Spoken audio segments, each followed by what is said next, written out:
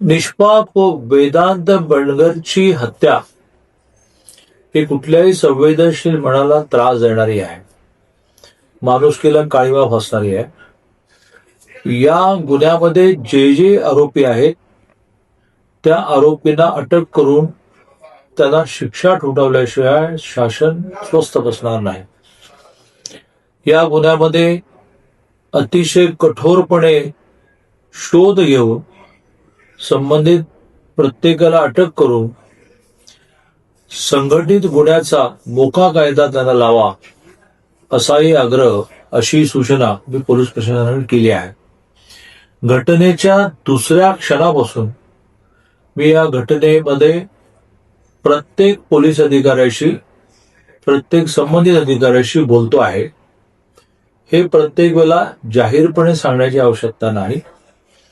या सततच्या कोऑर्डिनेशनमुळे यातले दोन मुख्य आरोपी, प्रामुख्याने निलेश गडदे आणि त्याचा साथीदार अतुल वायदंडे, या दोघांना अटक करण्यात आली। 3 उरलेले गुन्हेगार जे आहेत त्यांच्यापर्यंत पोलीस लवकरात लवकर पोहोचतील। आता हा गुन्हा जो आहे तो स्थानिक गुन्हे शाखेकडे वर्ग केला आहे।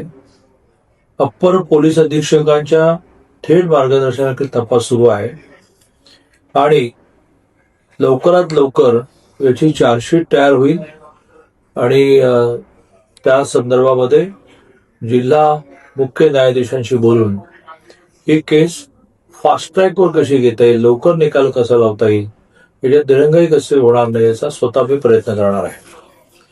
प्रामुख्याने या गुन्ह्याला संघटित गुन्हेगारी असल्यामुळे लवकरात लवकर सगळी कागदपत्र पूर्ण करून मोकाही लावण्याची सूचना मी दिलेली आहे आणि त्यामुळे मी सर्व नागरिकांना आश्वस्त करतो की त्याच्या कुटुंबियांच्या दुःखामध्ये तर आम्ही सहभागी आहोतच, त्या कुटुंबियांच्या मागे खंबीरपणे आम्ही उभे आहोतच, पण यातला एकन एक गुन्हेगार हा शिक्षेपर्यंत पोचेपर्यंत, ज्याला कन्व्हिक्शन आपण म्हणतो, आम्ही स्वस्थ बसणार नाही, अशी मी ग्वाही देतो।